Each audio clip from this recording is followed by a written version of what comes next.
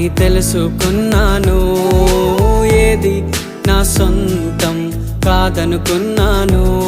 ఈ లోకం ఒక మాయని తెలుసుకున్నాను.